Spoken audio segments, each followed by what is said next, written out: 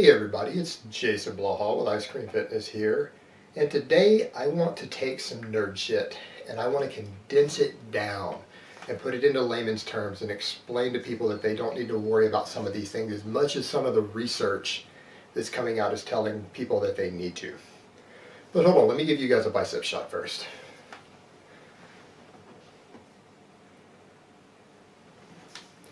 Okay, I'm going to link a study down below, or at least not necessarily the study, but a discussion of the study. And then if you guys want to get access to the full things, if you guys want to pay for memberships to PubMed or whatever, if you want to read the full study, you can do so. But I'm just going to give you guys my overview because this is something that has been linked to me several times in the last couple of days by fans and subscribers, and that I've also seen my friend Alan Aragon jump into a discussion on. And the problem you run into with this sort of study, and what's been done here, is that people have been given different feedings of the same amount of protein spread out into different meals, and they concluded that they got more anabolic response from the smaller anabolic pulses of the smaller servings of 20 grams of protein spread out over 4 servings versus putting them into smaller feedings. Alright, there's some problems we run into here.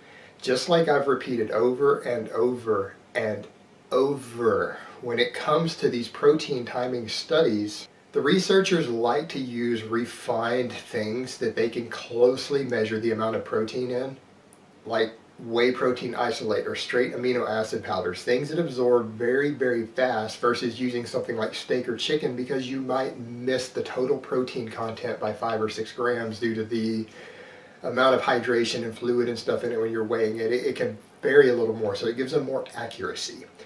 The problem is that once they do that, it makes timing useless to the real world. It only makes the data that is produced usable for the type of protein they used.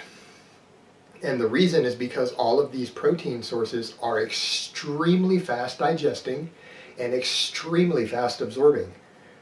When you drink whey protein, even if you dump some extra BCAAs and free-form aminos in there, that stuff is hitting your bloodstream within minutes of you consuming it, and it's completely cleared your stomach in less than 30 minutes. There's none of it left in there. And by then you've actually absorbed the majority of it into your bloodstream. So it's going to give you a big surge. And when they do these studies, they always show that you get less anabolic response per gram with these feedings as the dose of these whey or free-form aminos go up. And it's because your body can only utilize so much of the leucine and the other branched chain amino acids to induce an anabolic response or anabolic drive in a given half hour or hour period. It can only utilize so much of that. So what they're finding is that these smaller pulse feedings of these things give a better total net anabolic response. There's some problems we run into with these studies, and these are design flaws. First of all, that's not applicable to the real world, because you naturally get the same effect with most proteins that you consume. If you're using steak or Greek yogurt or chicken or fish is your main source of protein, that has a much lower gastric emptying rate. You're going to digest it slowly. It's going to trickle through out of the stomach. It's going to trickle into your bloodstream for hours. You're actually going to get the same effect as if you had taken several smaller feedings of a fast absorbing protein from that one meal.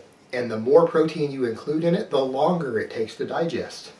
So that's one of the reasons we try to say that when you're consuming large amounts of meat or tissue proteins as a protein source, you could technically get away with doing it in one big meal a day if you really wanted. I don't advise it, but you can get away with it and still make great gains. And it's because you start absorbing some of it and it trickles for hours, and the more you consume it once, the longer it takes to trickle down. It just takes you longer to break it all down. So it all eventually gets there. You just create a slower, longer trickle. And what happens when you do that is that you still get these same pulses. Now, the other problem you run into is they used 80 grams of protein over a 12-hour window. And that's also unrealistic in the real world, because how many people do you know who are serious about gaining muscle, who are strength athletes or bodybuilders, who only eat 80 grams of protein a day? I don't know a single one. So this is not realistic in the real world in the way athletes do things. And what you will find is the same thing. When you consume larger amounts of protein, it just takes you longer to digest it and break it down, and you get a slower trickle effect, but you also, it doesn't matter so much that you're losing that anabolic drive because you've got surplus protein going in all your meals. It's just not a big deal. You're still getting other benefits outside of that anabolic response from the protein, and I'm not going to cover all of that today. The stuff I've covered previously in videos.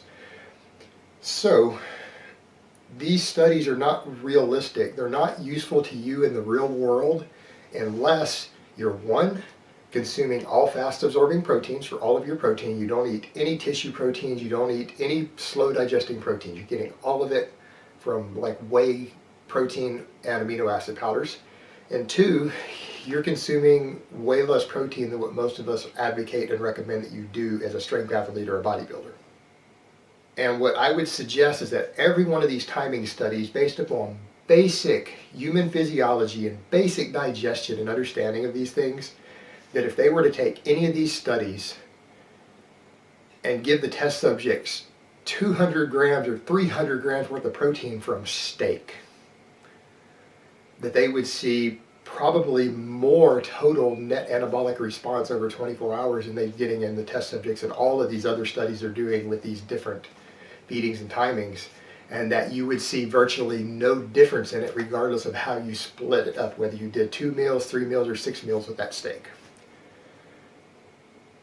Alright guys, well, that's really all I have to say on that today. I hope it has been informative, and I will talk to you next time.